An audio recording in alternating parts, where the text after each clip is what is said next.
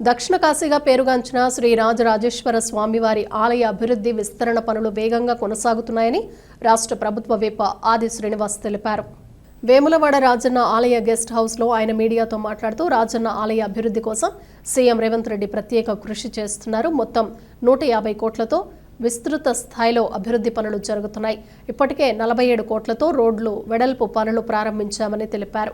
శృంగేరి పీఠాధిపతుల సూచనలతో శాస్త్రం ప్రకారం ఆలయ అభివృద్ధి పనులు కొనసాగుతున్నాయని ఆది శ్రీనివాస్ వివరించారు. రాజన్న ఆలయం మూసివేస్తున్నారన్న వార్తలు అవాస్తవమని, స్వామివారికి జరిగే నిత్య పూజలు యథావిధిగా కొనసాగుతున్నాయన్నారు. భక్తుల భద్రత కోసం తాత్కాలికంగా దర్శనాలు భీమేశ్వర ఆలయంలో ఏర్పాటు చేశామని స్పష్టం చేశారు.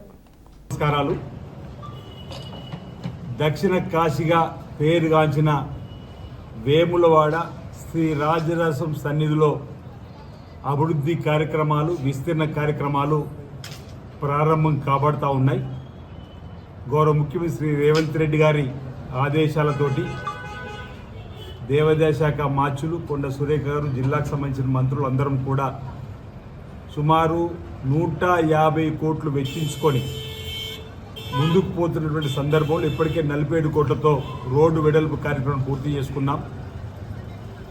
ప్రస్తుతం వేములవాడ రాజన్న ఆలయాన్ని విస్తరించే క్రమంలో వచ్చేటువంటి భక్తుల సేఫ్టీని కూడా దృష్టిలో పెట్టుకొని ఎవరికి ఇబ్బంది తలెత్తకూడదని చెప్పని అర్జిత సేవలు భీమేశ్వర ఆలయంలో ప్రాచీన కాలం నాటి కృతయుగం నుంచి కూడా వేములవాడ రాజన్న ఆలయం నిర్మాణమైనటువంటి సందర్భంలో నిర్మాణమైనటువంటి భీమేశ్వర ఆలయంలో వచ్చేటువంటి భక్తులకు అర్జిత సేవలకు సకల సౌకర్యాలు ఏర్పాటు చేయాలని చెప్పని 3,40,00,000 రూపాయలు కూడా కాలం నాటి నిర్మాణాలు ఏ విధంగా చేయాలని చెప్పినటువంటి నమూనాను కూడా పవర్ పాయింట్ ప్రజెంటేషన్ కూడా వేములవాడలో ఇచ్చిన సందర్భంలో కూడా వారి అనుమానాలను నివృత్తి చేసి వాటిని కూడా కొన్ని సాధ్యాలపై చర్చించి కొన్నింటి కూడా మేము మీరు చూస్తారు భవిష్యత్తులో కూడా ఏమేమి చేయాలని వాటిని కూడా చేసేటువంటి ప్రయత్నం చేస్తూ ఉంటాం. రోడ్డు వెడల్పు సంబంధించి కూడా కార్యక్రమం మొదలు కాబోతుంది. రాజన్న ఆలయ అభివృద్ధి కూడా మరి ప్రారంభమయ్యే దశలో భక్తులందరికీ సహకారం ఇవ్వాల్సిందిగా ఈ సందర్భంగా పేరున విజ్ఞప్తి చేస్తూ ఉన్నా. వచ్చేటువంటి భక్తులకు ఎలాంటి ఇబ్బందులు తలెత్తకుండా ఉండడానికి భీమేశ్వర ఆలయంలో ఆల్రెడీ దర్శనాల కోసం ఏర్పాటు కూడా చేయడం జరిగింది.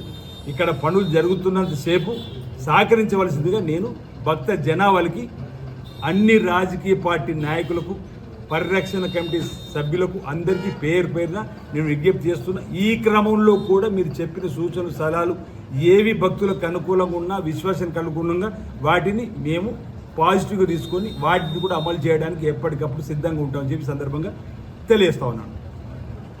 ఈరోజు మీరు స్వయంగా చూసిండ్రు, ఒకవైపు వాళ్ళ అనుమానాలు, దర్శనాలు నిలిపివేసారు, బంద్ చేసిండ్రు.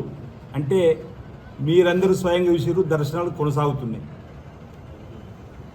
ఎప్పుడైతే ఆలయంలో విస్తీర్ణ పనులు జరుగుతున్నప్పుడు భక్తుల సేఫ్టీని దృష్టిలో పెట్టుకొని భక్తులకు ఎలాంటి ఇబ్బందులు తలెత్తకుండా ఉండాలని చెప్పి ముందస్తు జాగ్రత్త మీరు ప్రాచీన కాలం భీమేశ్వర ఆలయంలో కూడా ఏర్పాటు చేసినామని చెప్తున్నాం. అంటే ఇప్పుడు మనం పనులు చేసేటప్పుడు ఇంతకుముందు చెప్పిన 120 నుంచి 150 ఫైల్స్ గుంతలు తవ్వాలి, 64 నుంచి 70 పిల్లర్లు లేపాలి, వాటిపైన అన్నిటి మండపాలు కట్టాలి. ఆ సమయంలో భక్తుల సేఫ్టీ ఎలాంటి ప్రమాదం జరగకుండా ఉండడానికి కోసం ఆ సమయంలో నిర్ణయం తీసుకుంటే భక్తులు స్వయంగా చూసినప్పుడు కూడా అర్థమయ్యేటువంటి సందర్భంలో వచ్చిన భక్తులకు ఇబ్బంది తలెత్తకుండా ఇంత దూరం వచ్చిన స్వామివారి దర్శనం కలగాలని చెప్పని కోరుకున్నాం. అక్కడ పనులు ఏం లోపల జరుగుతలేవు కాబట్టి భక్తులు దర్శనం చేసుకున్నారు. వాళ్ళకి ఈరోజు ఒక ధర్నానా లేకపోతే వాళ్ళకు రిప్రజెంటేషనా, వాళ్ళకు భక్తుల ఆలోచనకు అనుగుణంగా భక్తుల విశ్వాసాన్ని కల్పించే ఒక రిప్రజెంటేషన్ ఇచ్చినప్పుడు కూడా మా వాళ్ళు చూపించారు ఈరోజు జరుగుతుందని చెప్పండి. ఇక్కడ దయచేసి భక్త జనాలు గమనించబడుతున్నాం. ఆలయ విస్తీర్ణ పనులు జరిగే క్రమంలో, ఆలయ అభివృద్ధి జరిగే క్రమంలో వచ్చేటువంటి ఇబ్బంది ఉన్నటువంటి సందర్భంలో మీకు భీమేశ్వర ఆలయంలో దర్శన భాగ్యాన్ని కల్పించడానికి రాష్ట్ర ప్రభుత్వం అన్ని ఏర్పాటు చేసింది. దయచేసి ఈ అంశాన్ని గమనించవలసింది పేరున విజ్ఞప్తి చేస్తా ఉన్నాను.